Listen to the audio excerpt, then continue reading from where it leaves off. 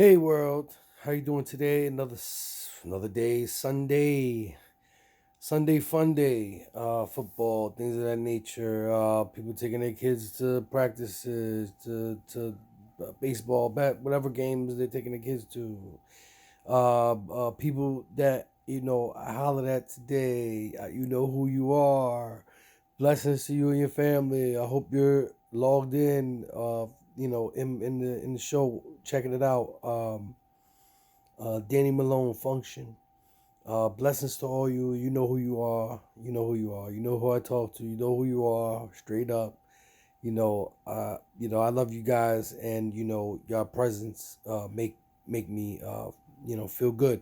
So there's places that I do go that I see people, and there's not too many places I go if I don't like it or I'm not comfortable. So just letting you know, I'm not gonna disclose them places now because it's nobody's fucking business. But I will definitely expose when the time comes of the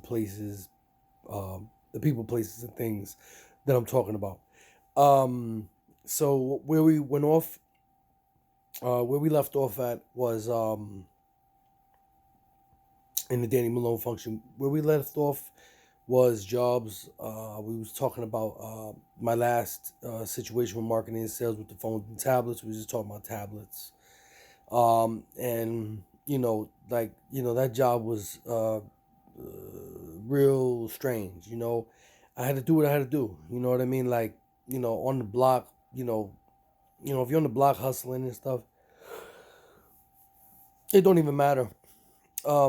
You could be on the block hustling, but then if you're on the block, doing something constructive and positive, and like what I was on the block doing tablets, doing phones. That was a legit situation. I mean, other than it, the only reason that if it was not a legit situation is if I was trying to get over, or I seen other people trying to get over, like because I'm next to other people, so it's like, man, I hope they don't do that, or I hope they don't do this. And I don't want to say nothing because if I say something, I'm gonna get in no argument. I ain't trying to get in no argument. I'm trying to have a full, peaceful day on Seventh and Allen. You understand what I'm saying? In Allentown, Pennsylvania.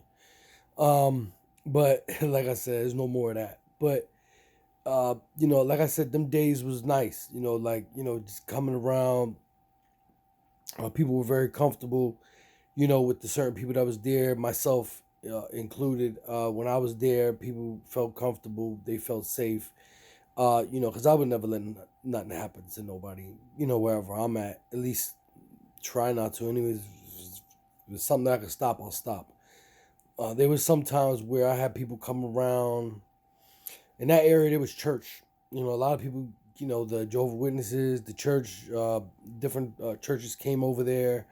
I remember one day, man, blew my mind because I thought I was the only one doing this shit. Um, they brought food. They brought plates of food. They bought chicken.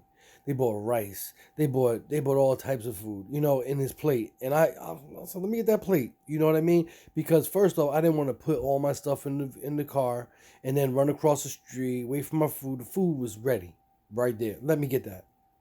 That shit wasn't for no bro, Peter. That was for me too. You know what I'm saying? Like I told him, I said, she's like, oh, you and I said, she said, you're not homeless. I said, it ain't about being homeless. You offering food? Let me get that. You know what I mean? Period. It was good too.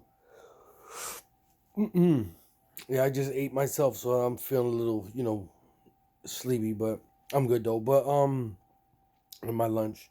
Um, so like I said, it blew my mind that people were actually out there, doing it. Like I was happy to see people actually, feed the poor. I thought it was just me. Like I said, me personally, I look at what I do, and I only look at what I do. I don't ever look at what other people do because I don't want to assume or point fingers or do something in a manner that disrespects them, things of that nature. I don't want to do all that. So when they did do that food thing, it was a blessing because it actually helped me out with my phones, whatever I was doing, tablets, phones, whatever. It was helping me out, and because the people that was getting the food, they qualified for what I was given. So It was a great situation. I swear I thanked all of them. I gave whoever wanted a hug, and I appreciated everything they did because at the end of the day they didn't have to do that. You know what I mean? Like it was just a blessing. You know, and a lot of people don't understand. Like when you get them blessings and stuff, like you gotta take them as they come because they don't come a lot. So if you missed out on that, then there's more to come. Um, and that's why I said, like in that area, like I said, in on Seventh Street, you would think Seventh Street, Seventh and Allen, Seventh and Liberty, Seventh and Turner, all the whole Seventh Street is like ghetto and things like. Yeah, it's ghetto. Yeah, it's somewhere where you really don't want your kids to be. It could be a shootout anytime, any day. Anything can happen anytime, any day around there. Get robbed, whatever, whatever. But I'm telling you, I'm there every was there every single day from Monday to Sunday, 7:30, 8 o'clock in the morning. You know what I'm saying? Like all day, 7, 8, 9 o'clock at night. I'm telling you that. I was there every single day. Had no problems, had no issues, and the problems and issues I did have, they got solved. Like a lot of drunk people, a lot of dumb people, a lot of stupid people coming around doing dumb shit. You know what I'm saying? So, like sometimes you gotta stick up for what you have. There was a few days where I turned my back and they stole the phone or some shit or took a tablet. I mean, you're gonna get that. You're gonna get people that are thieves and they like to steal and shit. I used to steal and be a thief, so I know how they are, and I waited for a person to turn their head. You know what I'm saying? So when I turn my head, I expect that something being, something, get it got took. So it is what it is. Like I said, I wasn't pointing any fingers at anybody. I had assumptions. I had assumptions about people, but it ain't like I called the police or did anything. I did my own policing, my own shit. You know what I mean? Like you could police your own area. You could police anything you want as long as you don't call the motherfuckers. You know what I mean? Um, we're talking about police. I want to let you put you guys on to something. When I was younger, and this is only when I was younger, and this is the honest to God truth. I can't lie about this. This is real. So when I was younger, I always wanted to be a police officer, always. So I was growing up. Um, I was around the bike cops. I remember this lieutenant. His name was Lieutenant Barnhart, and he gave me this fake. I was like, I swear, I was like maybe 8, 9, maybe 10, between 10, between 9 and 11, probably 9 and 11, in that area. I swear, he gave me a badge. He he gave me a badge. He thought that I was like the best. You know what I mean, the best kid ever. Um, he got me a Huffy bike. It was like 5 gears. Um, he and it was crazy because then I used to ride around. I had my little scanner. My little scanner used to tell me like where all the shit was at in the area, so I would actually ride if it was close to go check it out, check the scene and shit. See what's going on. Like I always wanted to be a cop, but you know what? I went the opposite way. But I want to talk about the good before I talk about the bad. The good was I had a dream. I had ambition. I had something in me that I wanted to do that, but it didn't matter because at the end of the day, things change. You know what I'm saying? Like, um, if kids are watching this or if teenagers are watching this right now, I'm letting you know right now, and this is real stuff. I'm telling you right now. I went through so many things that I wanted to be when I grow up. When I grew up, when I was younger, that it was confusing. Like I wanted to be a firefighter, or I wanted to be a doctor, or I wanted to be, a person that dealt with animals, things of that nature. Like, you got to understand, like, you're gonna go through so many. I wanted to be a singer. I wanted to be a rapper. I wanted to be a dancer. I wanted to be all these things. You know what I'm saying? So it was like, yo, what am I gonna do? You know what I mean? Like, it was crazy. Excuse me. So the cop thing was probably the last thing, and then after that, I became, a criminal.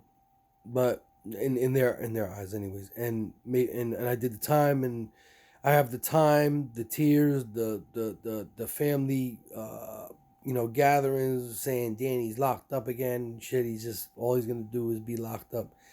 But you know, just for the teenagers and kids, just I'm gonna let you know a little bit real quick. No matter what, I want to let you know that you're gonna go through a lot of changes. Growing up, you're gonna change your mind a lot. So don't worry. You know what I mean? If somebody tells you, that you can't be, whatever you want to be when you're young, don't listen to them. Don't listen. Whatever you want to be is what you want to be, and you go for that. You know what I mean? But I'm letting you know from experience that anything that you have in your mind that you want to do, it's going to change. Because as you grow and as you get older and as your ages go up, you're going to want to be doing other things. Okay? So it ain't like I wanted to be a cop from all, from me being, me wanting to be a cop as a young, at a young age. I had the, I didn't even have the degree. I didn't even have that in my mind set. You know what I'm saying? So, and really, Lieutenant Barnhart, he was a sergeant. Lieutenant Barnhart, he was a sergeant, whatever. I had to say his name again, but he was real thorough with me. You know what I mean? He was very cool. Then you had the other guys on the bikes named Mike and John. I remember them real good. I used to follow them all the time, ride with them.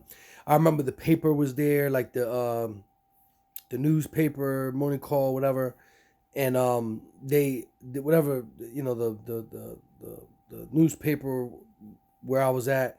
They took a picture of me and the two bike cops. I had my little Huffy that they gave me. They actually gave me a Huffy, a 5 gear.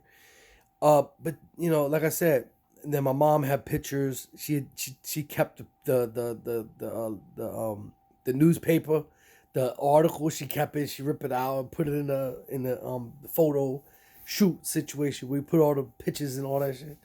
So like, I'm just saying, like, you know it didn't matter. It basically, it doesn't matter what you want to be when you're young, because it's gonna change no matter what. You could be this, you could be that. It's gonna change, and I just want to let you know. Uh, you know, it changed for me because I wanted to be that, but then I became a criminal. I became a bad person, stealing cars, aggravated assaults, fighting, starting trouble. I did the whole opposite of what I wanted to do. And maybe if I did pursue that and do it, maybe I would have never been through all that stuff that I've been through. But I did not do that, and I took the other route. And there was one time when I got locked up, and they was talking to me, and I tried to spit on them, and a whole bunch of bad things. How can you go from love to hate? How can you go from love to hate? To love something, or to love to do something, to hate. And that's where we're gonna start in this story. you know how can you go from love to hate so fast, love to dislike? I mean, I don't really like to use hate, because you don't want to hate anybody. You really want to dislike them and hope they apologize and you fix the problem, and you can be friends again or not be friends again, but not hate the person, because it's not good to hate people. Um but on the up and up, though. So what I wanted to talk about was, how can you love something so much to hate it? I'm gonna tell you why. It starts at home. It starts where you came from, where you come from. It starts from your if you have parents, it starts from there. It starts from, like, if you have grandparents, it starts from there. If you don't have no parents at all and you have a sister or a brother watching you or some type of other family member, cousin, uncle, it starts from there. And if there's no now I'm not saying that, that the negativity is starting from these places. I'm saying that this is where it starts. And what I'm saying is there is positive people and there are negative people. And what happens is when you're in a bad situation that you was put onto, basically you don't have a mother and you're young, or if you don't have a father and you're young and you get to know that you don't have one, and that person is in locked up, or that person is here, or that died, God forbid, um you got to understand that that's a loss for you. you know you can't take that as, like, damn, I didn't have my mom, or I didn't have my dad, so we're going to use this as a crutch or an excuse. We can't, there was no time to use these things as crutches, as excuses and things of that nature, because you can't use it. There's no way to do that. You know what I mean? Like, if you're loving something and then you're hating it at the end, something had to happen for you to have that bad taste in your mouth. And that's what we're going to talk about today. So the story is small, because I got to lighten up on this time, on the time of these shows, because I'm trying to, I got to lighten up on the time, though. Just to let you guys know, so I don't burn you guys out. Um, so where it comes from, and you know what you can do to change the generation that we have today. The generation we have today, um, all about music, all about shooting, all about doing this, all about being in a gang, all about doing, the crazy stuff. Man, let's just look at this story, and let's see. And I don't know the facts of this story, but I want to talk about this story, and I want, because I heard about it, and a kid shooting a kid, or however, or whatever happened in that park. But let me tell you something. When I was growing up, there was no shooting in no park. The only thing you shot was a fair one. So I want your parent, I want every parent that's watching this and all that. I want your teenagers. I want your teenagers to watch this. I want your teenagers to see where I'm coming from, and to listen to where I'm coming from. Let me tell you something. And I'm talking to the teenagers right now. Let me tell you something. Shooting in the park, that never happened when I was growing up. The only shot that came out was a fair one. It was a fight. It was a fight to the death, or the fight to you seen blood, or a fight to you seen your parents coming to whip your ass after you got your ass whipped from that person, or beat the guy's ass, or whatever. You know what I'm saying? And if you're little teenage girls that want to fight and things of that nature, same thing. There was no shooting. There was no shooting at all. I don't. All I heard was a kid shot a kid, a teenager shot a kid. That's all I know. I don't gotta do an investigation on this bullshit. You know what I'm saying? I'm not gonna do an investigation on the bullshit, because it's none of my fucking business. What is my business is to let you know, straight up, that where I came up at in the 80s, the 90s, when I came up, and I'm telling you straight up, there was a fair one. We fought. We never shot. We never shot nobody. We never stabbed nobody. We never did none of that shit. Unless the motherfucker had, excuse my language, had a knife or had a gun, and you had to defend yourself. But other than that, that never happened at all, ever, ever. It was always a fight. You always had a fight. You know what I'm saying? There was a 1-on-1, or the jumping situation that happened to me. That in the other story, you check the other story out. You check that out and you listen to that story. But there was never shots fired. So I'm trying to tell you, youngsters out there, I was your age before. I was your age before. So I'm trying to tell you guys that shooting stuff is for the birds. It's for nobody. You're going to lose your life. Let me tell you something. When I was locked up and I was in Camp Hill, I was in a cell with one, you see, I don't say names, and you see, I don't say nothing about any business. I don't say nothing. I just tell you the story, and you just take it in. But I was in a cell with a kid that was accused. No, I don't. He's still fighting it or whatever, whatever. But he killed a kid. He was a kid. He killed the kid, tied him, accused. I'm not saying this happened. I'm saying that this is what this kid was accused, and I'm in the cell with this kid. I'm a kid with this kid, and he was accused of, I guess he had a fight or misunderstand, whatever. Something happened with another kid. Man, he tied him up with a chain behind the car and after he did him dirty, drove him with the car and drove him and tied his body to a chain, and then rode this car all around and made sure he was dead. Now this is what he was accused of. I don't know what he did. I'm not the judge, but you get the point. It ain't worth doing life in prison for shooting someone when you can just shoot a fair one. I am not telling you guys to fight at all. I'm telling you guys to be peaceful. If you could be peaceful, be peaceful. I mean, Allentown will be better off with the youngsters being peaceful than starting problems. You know what I'm saying? I love it when I see the kids on the bikes and they all together, riding down 7th Street, riding down. You can see the companionship, the relationships. You can see how tight these guys are because they're together. They're moving together. So that's actually a good situation.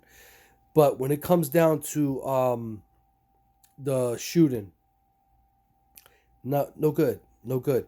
And I want to tell you guys, the kids that I'm talking to right now, the juveniles that I'm talking to right now, or not juveniles, however you want to put it, teenagers, because juveniles is like a police term or a cop term. Let's say teenagers. I want to tell you, teenagers, please, you do not have to shoot. You do not have to use a gun. If you don't know how to fight, shut your fucking mouth. Don't talk. Don't disrespect nobody. If you don't know how to fight, just don't do it. Just don't disrespect nobody. Just because you don't know how to fight, but you have a mouth on you, doesn't mean that gives you the power to shoot somebody. It doesn't. Guess what happens when you shoot and you kill? Or you do anything? You go to jail for life, forever. There's no more freedom. You got to answer to the people that work there. And these people are nothing to be played with. I seen people in the hole. They got passed up on their meals. Starving. I'm talking about starving. They passed up on their meal. And the meal wasn't even, it was trash. The meal was trash. It was meatloaf. Let me tell you what meatloaf is. For you people that don't know what meatloaf is the shit altogether. If there's a pie, if there's vegetables, fruit, the meat, the potatoes, or even dessert, the whole meal is together. So they're basically putting this stuff in a blender, blending all that stuff up, putting it in the oven, and popping that shit out, putting it in a bag, and sending it to you. There was people that did wrong, and they didn't get food. They didn't get that food. They didn't even get that meal. That meal that is disgusting. That they deserve their meals every time, but they used to get passed up. So like I told you, so it ain't like like people nowadays. You got lawyers that look into things like that for human purposes, for the prisons and stuff like that, so that don't happen. You know what I mean? People would get in trouble for not feeding, things of that nature, but it still does happen. So what I'm trying to tell you is, shoot a fair one. Don't shoot nobody. It doesn't make no sense at all. Unless you don't know how to fight, shut your mouth. Don't talk, but leave it alone. Get your weight up. And then run your mouth. You know what I'm saying? If you little twig, skinny, and you trying to talk shit to somebody, and then you get beat up, or you don't know how to fight, so you want to go run and get a gun. Stop running to go get guns. And what I want y'all to do is start running to school and get an education. How about that? Y'all worried about TikTok and Facebook and who's the best, who got the better shoes, who got. I did all that when I was younger. It's all fun and dandy, but when it comes down to it don't mean nothing. None of it goes to with you when you die. If you get locked up, none of it goes with you either. All that shit does is sit in an attic or in your basement until you get out and it's all rusty or has all type of stuff on it. Dumb stuff. It's just dumb. So just to let you know that this story is basically to let your kids know that it ain't worth shooting nobody, taking another person's life. Let God decide who he wants to take today. Let God decide who he wants to take today. It ain't our powers to take nobody's life. It's not our agenda. It's not nothing. You understand what I'm saying to you? And I have to say it a few more times. I'm letting you know. So, like I said, I'm not condoning fighting, but I'm not condoning shooting. So if you are shooting, shoot a fair one with your hands and your fists. Don't shoot a gun and kill another human being just because mistakes happen. Or somebody says something wrong, or somebody dealt with your girlfriend, or this or that. All of it is stupid. So, I know that, at a young age, you don't look at things stupid, you look at it as disrespect. But I'm telling you straight up, if you, like when I grew up, it's straight up, and I know that I'm talking a lot, but let me tell you something. When I grew up and shit, my mother, she was working in the front door of the boxing, right? So whenever we had problems, we used to box it out. You understand what I'm saying? So my mom used to be in front of this spot. Me, I was doing it, and both of my brothers, we was all three of us boxing in this place. I probably was the best one. I'm not fronting, but I probably was the best one out of all of them. But we boxed ourselves out. Like, get the gloves, hit the block, get the gloves, get all your friends, and put it viral. I don't care what you do. Put some boxing gloves on, box it out. Don't shoot it out. Box it out. You'll save your life and others' lives if you just shoot the fair one and box it out, then shoot a gun and take somebody's life. It's not worth it. This is Danny Malone Function, and I'm going to end this like this. I'll see you next story. I hope you like this. I hope you put thumbs up. I hope you do something good for me. Thumbs down. I don't care. Hate. I don't care. But what it comes down to is, if the parents ain't there teaching, if the father is not there teaching, and the father or the mother's not there teaching, or if somebody's not there teaching, it has to be somebody. And I'm hoping that it could be me. God willing. I hope every story I do, it hits somebody. And if it at least it hits one person, I'm happy. I don't care if it hits 1,000, 2,000, 3,000. I don't care about 4,000, 5,000. If it hits one person hits that like button, I'm happy. Because at least I got to tell somebody a story of something that came from his story, which is history. If you're going to school and not missing any classes. So don't miss history, because history is going to be told, and it's going to be told for real. So remember, if you're thinking about shooting, shoot a fair one. Don't shoot the gun. And I'm out.